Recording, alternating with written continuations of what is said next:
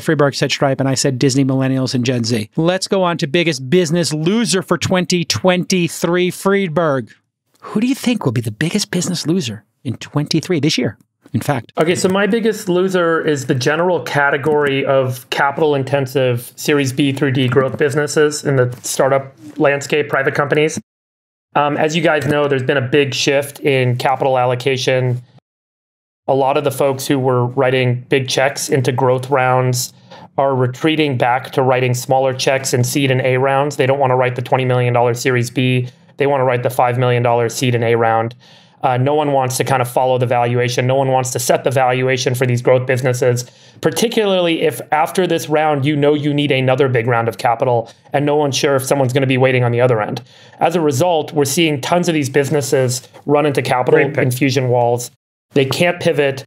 I think we'll see what we saw in the dot-com bubble, where 99.5% of these companies actually die. The 0.5% that win are going to emerge as the next $100 billion enterprises, the Googles and the Amazons of the world. So there will be light at the end of the tunnel for the winners. But generally, there are hundreds of companies in hardware, in synbio, in biotech, in high growth enterprise software that require significant sales investment expense. A lot of these businesses where the capital intensive nature of the business just doesn't have the market for it right now, and investors are all retreating, and they're going to be selective. So that's where I think there's going to be more pain. Capital intensive startups. By the way, seed and A investing, hot as a button.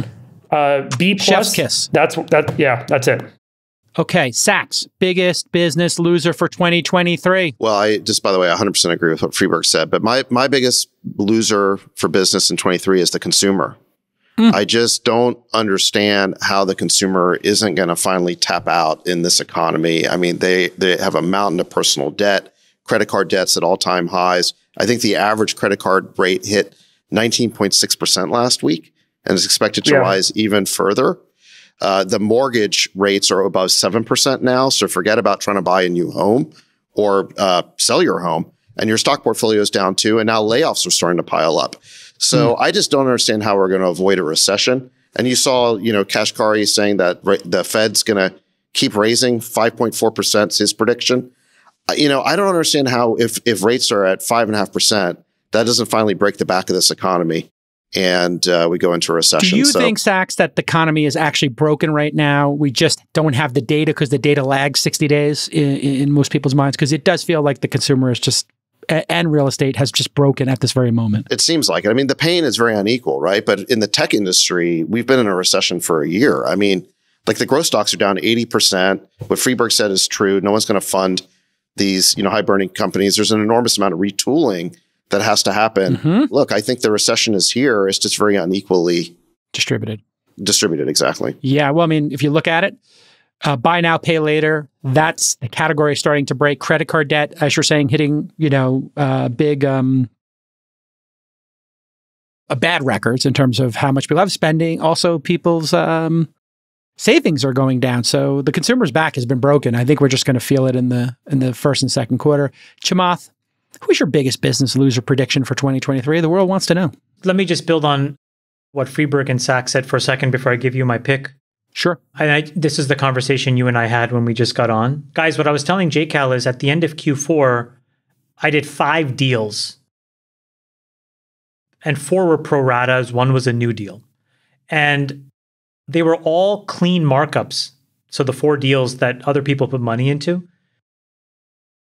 And I was looking at them and I was trying to figure out, okay, what differentiates these things? And Friedberg, to your point, these were super clean startups with very clean cap tables that had clear progress.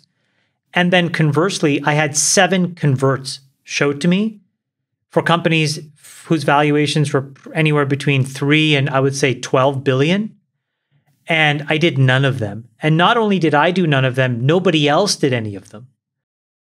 And the problem was the real market clearing price was 80 to 90% down. And so I was like, what is going on here? So Friedberg, to your point, I don't even think it's just cash intensive startups. I think it's like all growth companies are in a really bad place. I thought that this growth stuff would get sorted out in 2 to 3 months. And now I'm worried it's 2 to 3 years. I think it's toxic. Toxic. Here's the definition, Chamath. What I think has happened and where I think the cutoff is when the implied market valuation of the company based on where public comps are trading is less than the total capital preference in the company, the total preferred stock. Wow. And there's so many companies now that raised $400 million at a $2 billion valuation, but the company is actually worth $300 million now based on public market comps. So they're worth less than their preference stack. So how do you sort through that mess with investors? No, this is why I think all these converts are getting done. That's where the rubber meets the road on all these deals. Yeah, that's right. Who does the convert benefit? The convert benefits the VCs who want to maintain the illusory valuation that they had before. They do that to assuage the limited partner who gave them money, that the marks aren't as bad as they thought. But the people that really get screwed, as Jason said, are the common shareholders, because eventually those convert deals that do get done, those people will end up owning the company. The cap table gets completely flushed and reset, and the employees get wiped out. Yeah. And then you got to basically take all the employees who were there previously, who now hate the founder, and you got to start over and give everybody they're wiped.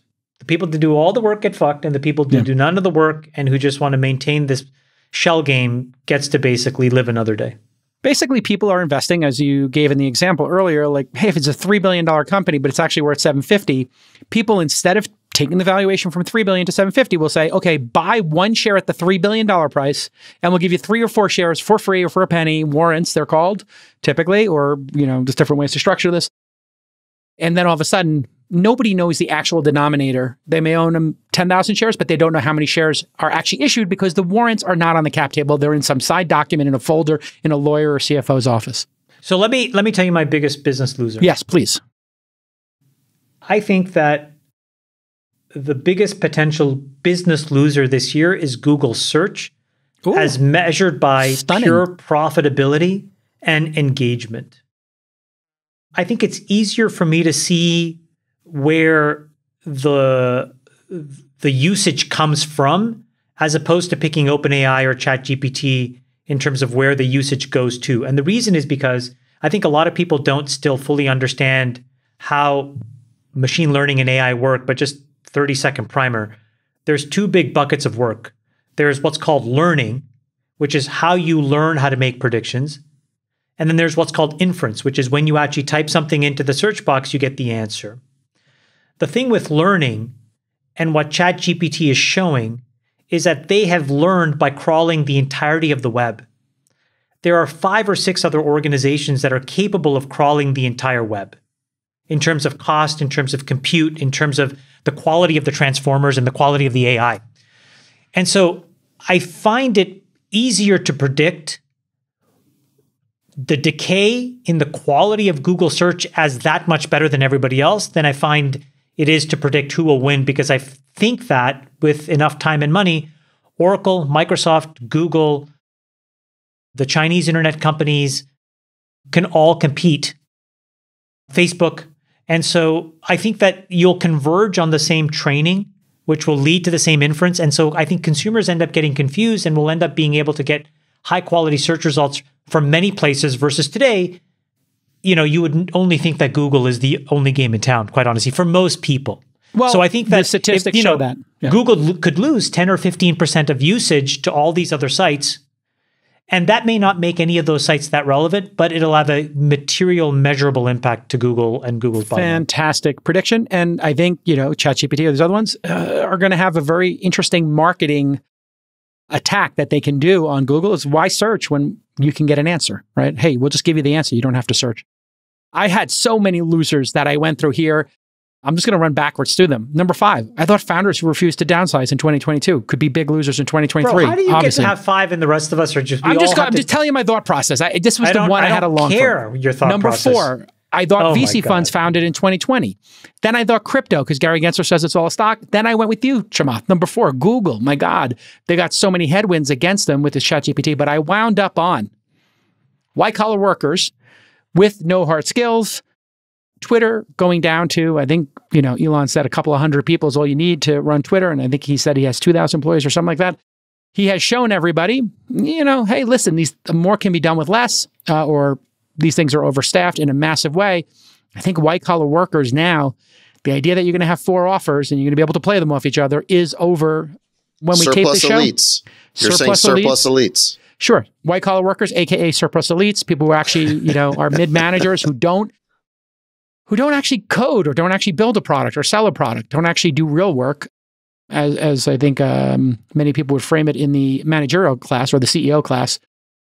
Man, they're going to have a hard time. And this week, Amazon Andy, cut 18,000 white collar workers, not the blue collar, the white collar workers at Amazon. That was a big turning point. And Benioff, he's Ohana, he is Mahalo, he is Aloha. He does not like to lay people off. He considers Salesforce a family. He laid off 8,000. I predicted that. Yeah. And I mean, I had a tweet about that. Well, I mean, the reason is pretty simple, right? Their growth slowed down by 2/3 in the most recent quarter, but they were still spending the same amount on sales and marketing. So when that happens, your CAC payback explodes, right? You go from 3 years payback to like 10 years. So they have to cut costs in order to rationalize their unit economics. So, and now it cascades, right? Because all of Salesforce's vendors are going to be getting less money from Salesforce because they're tightening their belts. So then those companies are going to have to cut, and the cycle just keeps going and going. Right. And everybody tightens their belts at the same time, freezes the economy, AKA recession, and possibly worse. So that mine was the surplus elite. So that's a nice little quartet. In 2022, just so you know, I picked crypto. Friedberg also picked crypto. Chamath said Visa, MasterCard, and Sacks said asset classes that benefit from government dumps and pumps. Liquidity.